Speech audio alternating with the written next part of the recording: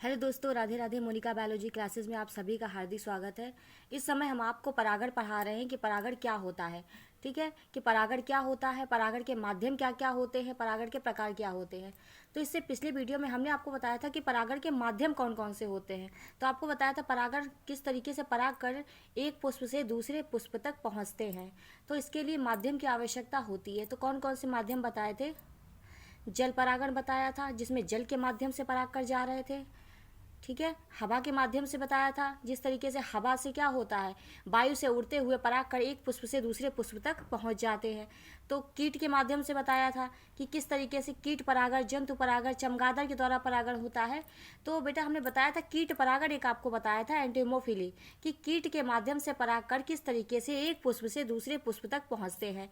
ठीक, तो उसे हम कीट परागण कहते हैं। कीट परागण का बेटा आपसे क्वेश्चन पूछा जाता है एग्जाम में कि कीट परागित पुष्प का नाम लिखिए। कीट परागण किस पुष्प में होता है उसका नाम लिखिए। कीट परागण क्या होता है, या साल्विया में परागण को समझाइए। ठीक है, तो साल्विया क्या होता है बेटा, आज हम देखेंगे कि साल्विया में परागण। साल्विया एक पुष्प होता है जिसमें कीट के माध्यम से परागण होता है। याद रखिएगा, एग्जाम में अगर पूछा जाए कि साल्विया में परागण बताइए या कीट के माध्यम से होने वाला परागण किस में होता है, तो साल्विया में होता है। ठीक, तो साल्विया एक ऐसा पुष्प होता है जिसमें कीट के माध्यम से परागण होता है। ठीक है, तो ऐसे पेपर में पूछा गया साल्विया में परागण को समझाइए, साल्विया में परागण क्या होता है, या कीट परागित पुष्प को परागित पुष्प को उदाहरण सहित समझाइए। इस तरीके से क्वेश्चन आपसे पूछे जा सकते हैं। देखिए, साल्विया में परागण, ठीक है, पॉलिनेशन इन साल्विया। तो आपको बताना कि साल्विया जो है एक पुष्प होता है जिसमें कीट के माध्यम से परागण होता है। ठीक, इसमें कीट क्या करता है, कीट जो है परागकण को एक पुष्प से दूसरे पुष्प पे लेकर जाएगा। अब कैसे लेकर जाएगा, तो इसकी संरचना को समझिए कि साल्विया एक पुष्प है, उसकी संरचना किस तरीके से है कि कीट उसमें घुस सके और घुस के परागकण को वहां से लेकर के दूसरे पुष्प के वर्तिकाग्र पर पहुंचा सके। ठीक है, तो देखिए साल्विया में पुष्प के लिए आपको सबसे पहले साल्विया का ये डायग्राम बना हुआ है। यहाँ पे साल्विया का पुष्प ये बना हुआ है, इसे देखिए ध्यान से। देखिए साल्विया में पुष्प जो होता है वो इस तरीके से होता है। आपको अगर साल्विया में परागण लिखना है तो इस तरीके लिखिए, साल्विया एक पुष्प होता है जिसमें कीट के माध्यम से परागण होता है।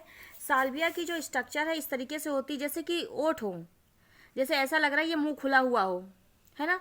तो साल्विया का जो पुष्प होता है द्विओष्ठीय संरचना, यानी दो ओठ की तरह, जैसे कि मान लो कि ये हमारा हाथ है, ऐसे करके ये ओठ खुले हुए हैं ये इस तरीके से, और कीट क्या करेगा, इसके अंदर घुसेगा। ठीक, तो मान लो ये साल्विया जो एक पुष्प है जिसकी द्विओष्ठी यानी कि दो ओठ की तरह संरचना है, जैसे कि ओठ ऐसे करके खुले हुए हैं। इसमें ऊपरी ओष्ठ पर क्या होता है, इसके परागकण यहाँ पे जो होते हैं वो परागकण चिपके होते हैं। ठीक है, तो ऊपरी ओष्ठ पर परागकण होते हैं।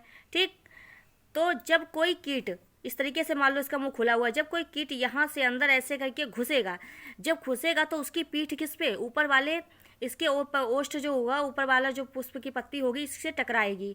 जब इसकी पीठ टकराएगी तो परागकण क्या होंगे, कीट के पीठ पर लग जाएंगे। ठीक, जब कीट के पीठ पर परागकण इस तरीके से इस पर लग जाएंगे और फिर यही कीट बाहर निकलेगा और निकल कर क्या होगा, ये दूसरा पुष्प है।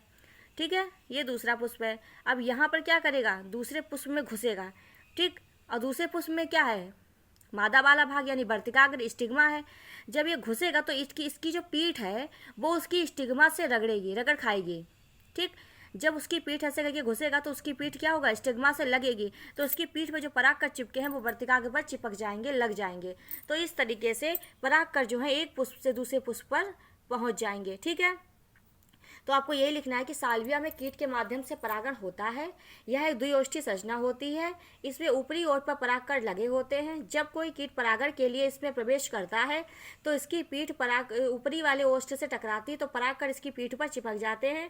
जब यही कीट परागण के लिए दूसरे पुष्प में प्रवेश करता है तो उसकी पीठ वर्तिकाग्र से लगती है, जिससे परागकण वर्तिकाग्र पर लग जाते हैं या पहुंच जाते हैं। ठीक है, तो इस तरीके से साल्विया में परागण होता है। ठीक, देखिए साल्विया में परागण, पॉलिनेशन इन साल्विया। साल्विया में परागण कीट के माध्यम से होता है। यह एक द्विओष्ठीय संरचना वाला पुष्प होता है। ठीक, आपको बताया था अभी, यह एक द्विओष्ठीय संरचना वाला पुष्प होता है। इसमें कीट परागण होता है। पुष्प के ऊपरी ओष्ठ पर परागकण लगे होते हैं, यही बताया ना अभी कि उसकी जो पुष्प की जो ऊपरी वाला हिस्सा जो होता है इस तरीके से जो था, ऊपरी वाले हिस्से पे क्या था, परागकण लगे हुए थे। तो पौष्ठ पर परागकण लगे होते हैं। जब कीट क्या होता है, पुष्प में प्रवेश करता है तो परागकण उसकी पीठ पर चिपक जाते हैं। जब वही कीट दूसरे पुष्प में प्रवेश करता है तो उस पुष्प के वर्तिकाग्र से कीट की पीठ क्या होती है, टकराती है, लगती है। तो परागण क्या होता है, तो परागकण जो है वो वर्तिकाग्र पर पहुंच जाते हैं। तो इस तरीके से साल्विया में परागण होता है। आशा करते हैं आप सभी को समझ में आ गया होगा कि साल्विया में परागण कैसे होता है, कैसे द्वियोष्टि संरचना होती है, कैसे कीट एक में प्रवेश करता है, फिर वहां से परागकण लेकर के दूसरे पुष्प में प्रवेश करता है, उसके वर्तिकाग्र पर छोड़ देता है। ठीक, तो याद रखिएगा कि कीट परागित पुष्प का क्या नाम है, साल्विया है। याद रखिए, बहुत बार पूछा जाता है एक नंबर में। या फिर साल्विया में परागण को समझाइए। तो इस तरीके से आपको ये लिखना है। आशा करते हैं आप सभी को समझ में आ गया होगा। अगर अभी तक आपने हमारे चैनल को लाइक और सब्सक्राइब नहीं किया तो फटाफट कर लीजिए। धन्यवाद।